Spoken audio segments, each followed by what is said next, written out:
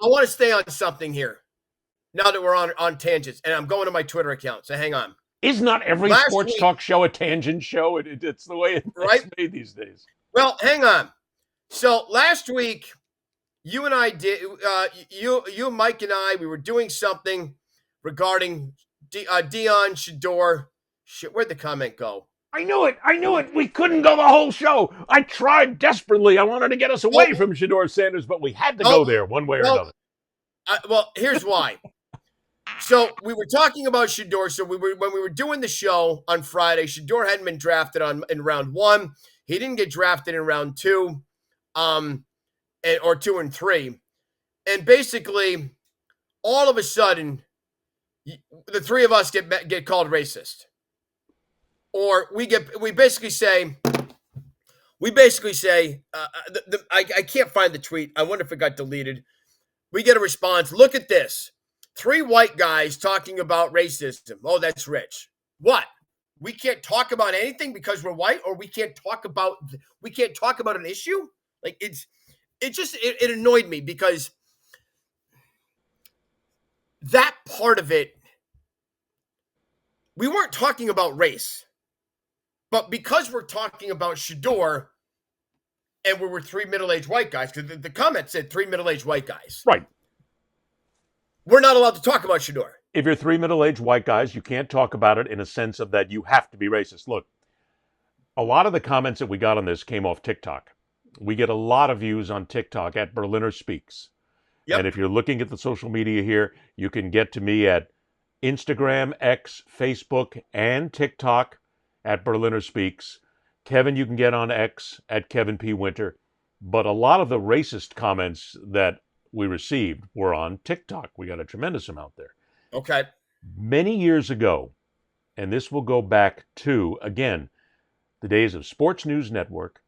In 1990, I was one of the original 7 anchors. One of the first satellite interviews we did was Jim Brown.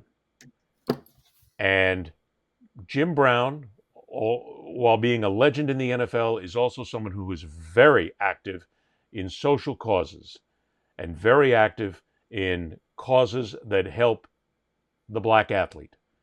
Yep. I got selected to do the interview. I asked a question of Jim Brown about a black athlete and about how the black athlete is treated. And Jim Brown came back to me and said, "My brother, you cannot speak about racism because you're white. You don't know what we've been through. You don't know the struggles that we've had. So you can't speak about racism simply because you haven't been there." I reacted badly to that question, and I got called on the carpet by the executive producer of the network, saying that you don't get into a spit fight with Jim Brown over this because it turned into a little bit of an anger piece. And this, because for whatever reason I had learned, over the years, Howard Cosell was a hero of mine simply because he told it like it is. He got involved in the conversation, and he did it intelligently. Many athletes broached and bristled at Cosell because they said, "You've never been an athlete, so you can't speak about athletics, and you can't give us that because you've never been there." And Cosell had a book out, "I Never Played the Game." He came back and admitted, "I'd never played the game, but because I'm an intelligent man of any race, any type, I can speak intelligently about what's happening." I felt the same way. I don't see race. When I discuss things, you don't see it. Mike doesn't see it. We dealt with the Shedeur Sanders issue because of the issue that it was, and it had absolutely nothing to do with race. But there are those who say, because you are white, you can't speak about it intelligently because you've never been there. That's the problem. So, I think my dad got me that Howard Cosell book, or he pointed it out to me. I still have it somewhere. Yeah, I think my dad got that book for me because he pointed it out to me especially when I wanted to get into this business. When I was a junior in college, junior in high school. I'm with you on I don't see it. I talk about it because I want to know what happened. I don't want to gloat that I had a better life than you. I want to know what it was. I'm genuinely interested in your story. We are storytellers. I learned from you. Mike's an award-winning author, right? That's a storyteller. I want to help you tell the story of what it was like. I'm not trying to just because I'm white and asking the question doesn't mean I don't care. Of course I care. And I'm not trying to find I don't want to sit here and hear and ask a question about how hard was it or what was it like because I want to hear I'm gonna relish in your struggles. It's not why I'm asking a question. I genuinely want to know what it was like because I want others to know who may relish in your struggles. I want them to know this sucks what he went through. And we need to cut the shit. That's why I ask those questions. And that's why I get involved in conversations. I had a lot of friends at ESPN, younger generation at ESPN. And we had a lot of diversity and we talk. And we'd have, look, they knew me. I was a guy they could talk real with and I could talk real with. So we'd have conversations. And they'd say to me, one of them would joke to me and say, yeah, I can't do that. And I look at him and go, come on. And we would just have some fun because it's just the open relationship. But I'd seriously ask him, like, do you feel that way still?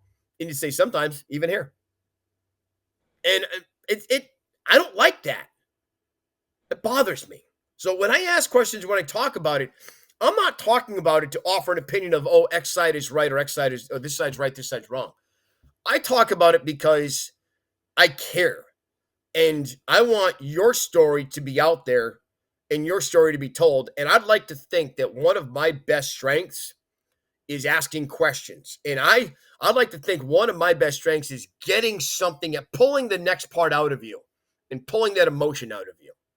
So that's why I talk about it. And that's when I get pissed when people automatically see a trigger conversation or a trigger word like Shedeur, and they automatically put it up. And if the word racism comes in, it's discussed, and then it's all, oh, 3 white guys talking about it. No, we weren't talking about race. We were talking about it drove me nuts, Ed. Well, it has me for years as well, because the issue is not, yes, as I said to Jim Brown, and I saw him many years later. Did he recognize you? Yes. He remembered the name. He remembered the conversation. And I admitted to him, I said, Jim, you're right. I don't know what you've been through. I didn't live it. I didn't live in this. I didn't live in your city. I didn't live in your town. And I didn't know what it was like for you to be absolutely harassed, hated, spit on when you were a kid. I don't know it, but I want to know what happened. And I want to know why. And I want to uncover that. And I want us to talk about it. And I want to understand. So just because I'm white, I don't understand. I wasn't there, but I want to understand what happened. I want to bring that to light. I want to make sure that's out there. And here's something that I can spit right now with Shedeur Sanders. I hope he kicks ass. If he gets out there and he becomes a Hall of Fame quarterback, good for him. Okay? Right. Fine. I have nothing against him. The story, the issues, the things we've talked about, we can mock them, we can discuss them, we can get into them, we can do all that. But if he in the end comes out, it's not like I'm going to say, oh, Christ, look at that kid. Oh, Jesus. Hall of Fame. He didn't deserve to be Hall of Fame. If you get there and if you work hard and if you're part of it, mazel tov. Go for it. Be the gun. Make all the money you can. That's like another thing. I tell young athletes today and young broadcasters, make as much money as you can. Go for it. But some people aren't going to be there. No. And some people are not going to make all that money. And we need to understand, this goes back to the conversation we had way earlier at the beginning of this show, where the reason why Shedeur and all this started was because places like ESPN jumped right on it as a contrived controversy. And they drove this for nothing more than ratings.